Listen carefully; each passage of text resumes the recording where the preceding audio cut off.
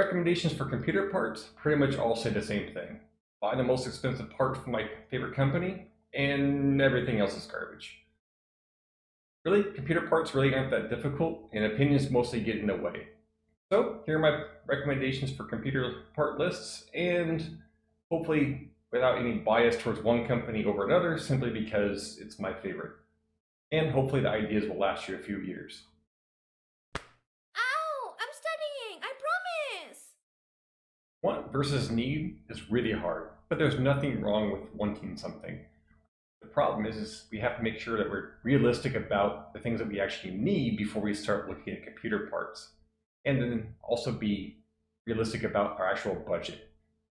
What usually interferes with budget? Biggest thing, games don't require more than 8 cores. Anything with more than 8 cores right now is pretty much a productivity type computer and not necessary for gaming. Honestly, if you buy one, nothing wrong with that, but it won't run as well as something that has 8 or 6 cores right now. Anything over 1440p, it's very tempting to spend more on the CPU, but it's actually better to spend more on the GPU. Since the CPU really doesn't matter at that point anymore. There's lots of different videos that talk about that. For CPUs, we used to be able to just pick the top model and that was perfect. Now, it's not really the case anymore. For games, we want something in the middle where it has 68 cores, not 12, 18 more. Those actually make it worse. Those are more designed for productivity purposes. The other idea is that maybe those with top models would end up being some kind of future proofing, but really that's not the case. For example, AMD has a chip right now that's about $100 and it outperforms a CPU that was $400 from 3 years ago. So future proofing is really not much of a thing anymore. Expect 3 years out of whatever you buy. For another idea that used to be come up a lot is thermal dynamic power, TDP, because less power equals better. That's not realistic. It's actually just the amount of heat being produced by the CPU, not the amount of power being used by it. For example, this one is listed as 105 watts, but it uses 160 watts of power, so it's not really a valid thing to use anymore.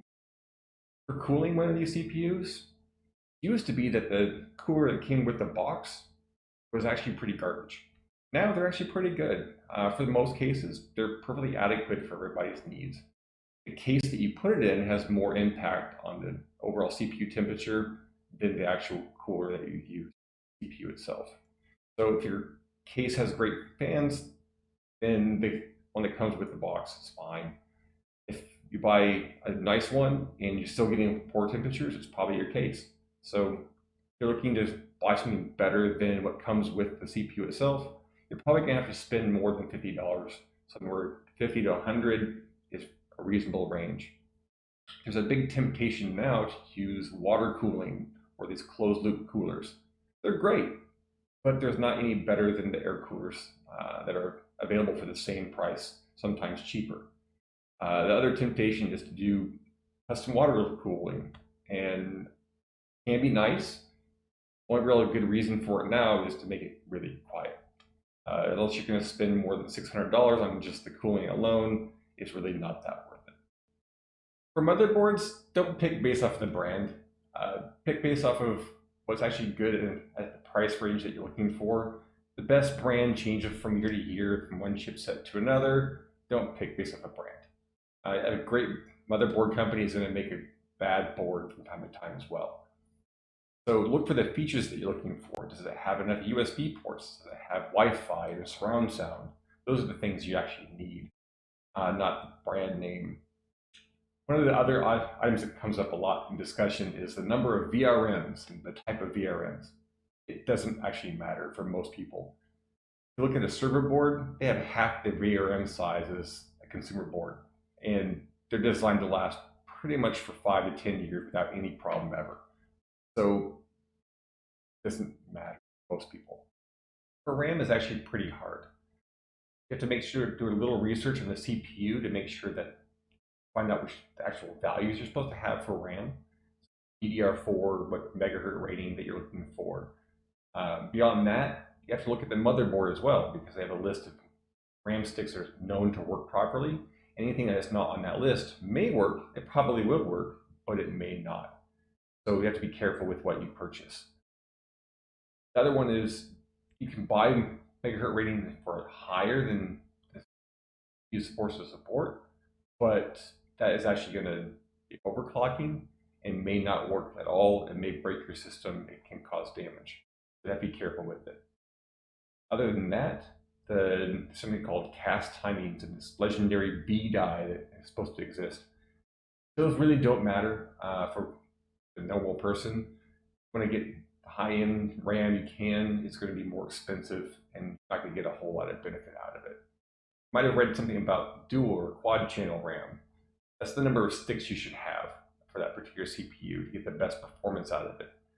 If you have one stick of RAM for 2 channels, it's only going to be half the performance that you're supposed to have out of it.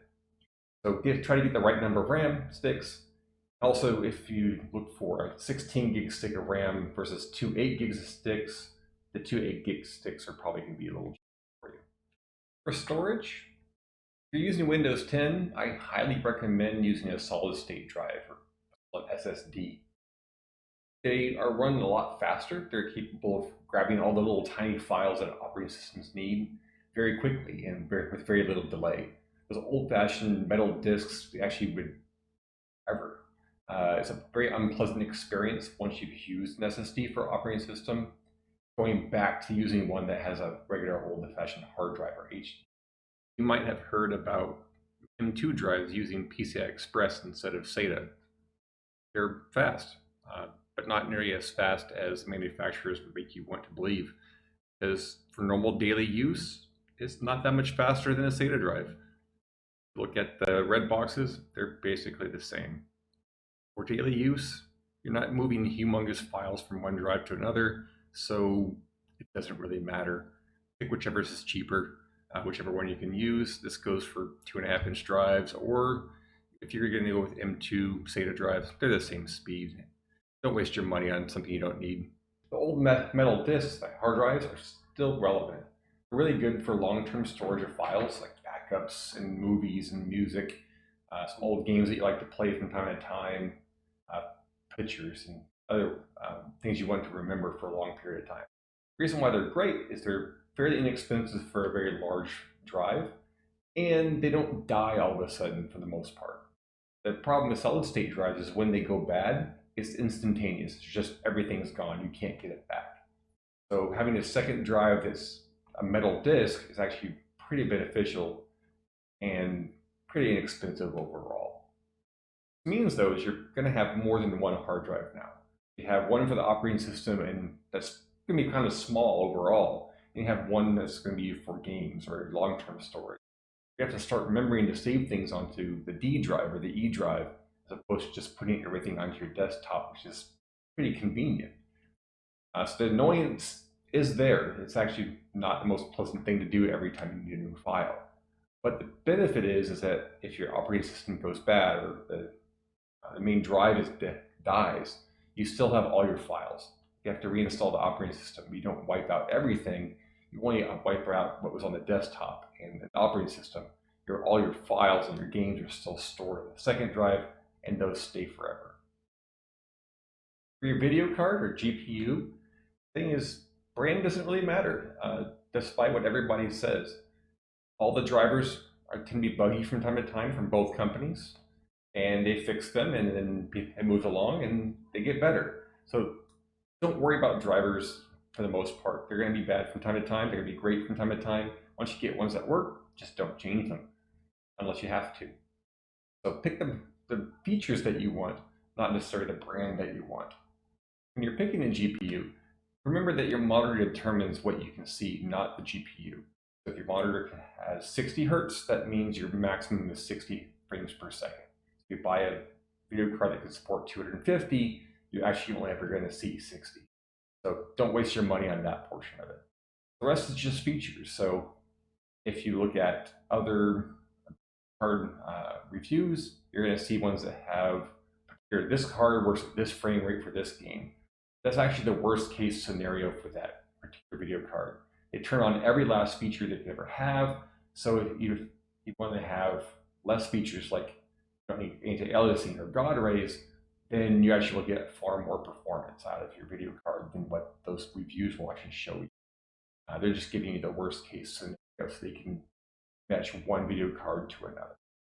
When you're looking for a power supply, remember that quality actually matters. This is the most overlooked part in a system because it just sits there and does nothing for the system, in most people's opinion, but it's actually the most important part because it supplies power to everything else. If you buy a bad one, it can damage everything else in your system, and now your $700 to $2,000 computer is now useless because you chose to save $20 on a power supply. A good one will last you 5 to 10 years without much problem. Also, buy more power than you actually need. So if you see that you only need 400 watts, buy a 600 watt one because the power efficiency that's ideal for that unit is going to be at 50% to 60% of its overall maximum. The other bonus is you don't have to buy a new one if you decide to get a more powerful video card or some other part that requires more power. For efficiency, bronze is fine. You can get gold and platinum and so on, but those extra, a little bit of efficiency really doesn't make that much of a difference for normal people because when you're sitting there idle all day long, you're not actually in the peak efficiency rating, so you're actually wasting a lot of power at that point. If you really want to save power, just go ahead and turn the computer off. You'll save more in the long run than your money you're going to spend on a more efficient power supply. Remember, for a power supply, it's not the brand that matters, it's the manufacturer of it. So brands like Corsair and various other ones, they generally outsource the production to another company. So like Seasonic generally produces their own and they sell off their services to other companies, and they produce a lot of them along with some other companies. So look for the manufacturer that's trusted, not the actual brand. When you're buying used parts, you can find some good stuff out there. If you want a case or a power supply, there's usually a good choice to buy used. But for things like a CPU or a GPU, you may want to be a little worried about that. CPU, 3 years and everything's about out of date. You might end up spending more on a used part than getting a better part that's brand new. For GPUs, it all comes down to how it was used. People use it for Bitcoin mining and abuse their video cards quite a bit. So it may be a poor choice and you might get something that's not going to last or may not work at all. So if you're going to buy a GPU, try to buy it from someone you know and you know how they've used it. For storage, I just don't recommend it. You can find used hard drives and things, but it's easier to buy something that's new. You get a warranty with it, probably going to last you a lot longer in the long run as well. One of the most overused words in computer technology, best. It has no real meaning because nobody bothers to define it. So I tried to put together a short list of how I define best. So does it complete the tasks I need in the amount of time that I have? Can it convert a movie fast enough? Does it play a game in the frame rates I'm going to need it in? Those type of things. Does it cost less or about what I want to spend? If it's more than that, it's no longer best for my needs. Is it designed to do what I actually want to do? So if it's a server chip, it's not designed to play games. If it's designed for production work, like a high-end desktop CPU, then it's not really meant for games either. But if I need it for production, that's what I use it for. Are the extra features even something I'm going to be using? High core count along with AVX and hyperthreading can be useful, but for games they're rather pointless. So I just focus on the ones that you actually are going to use as opposed to what the marketing tells you you want. I put together a few basic computer designs that just use the general concepts, and this should help you understand how all the pieces work together and the decisions work together. For a small office PC, looking maybe $300 to $500. For a low-end gaming machine, probably around $1,000, and maybe a high-end one around $15,000 US. The key with home office computers and home theater systems, just keep them cheap, keep them low power, and keep them small. There's no reason to have a big computer sitting on someone's desk or next to a TV. One of the nice things with Intel is that they have embedded CPUs built onto motherboards. They're really inexpensive and they do everything. Some even have Wi-Fi. They're going to have 4K ready on a regular basis. They're really quite good systems for this type of use. For 1080p gaming, remember that old games were designed for old systems. So anything new is complete overkill. So you can pick something in the cheaper range. 6 to 8 cores is plenty for new stuff. That's what I would recommend. Pick a motherboard that has the features that you're looking for and has some longevity. So does it have Wi-Fi? Does it have surround sound? Make sure you have enough USB ports. After that, pick the video card that matches your needs. Be reasonable based off the monitor that you have. Don't buy a $1,000 video card for 1080p gaming. That's just wasting money. For storage, make sure you have plenty. New games are easily taking 50 to 100 gigs each, so the storage fills up quite quickly. Make sure your power supply is going to be large enough so you can upgrade later. For gaming above 1080p, the real only change is the video card. You're going to have to get something more expensive. Something in the $500 to $1,000 range is pretty common. And the storage space, you're really going to want to have an SSD for the games at this point because those textures get rather large and it will slow down the gaming experience and make it less fun. Those are my tips for building a reasonable gaming computer. Hopefully they were useful for you. If they were, hit like and subscribe below. Ow! I'm studying! I promise! For motherboards, key is don't pick based off of just the brand that you're on, and don't blah blah blah blah blah blah blah blah blah blah blah.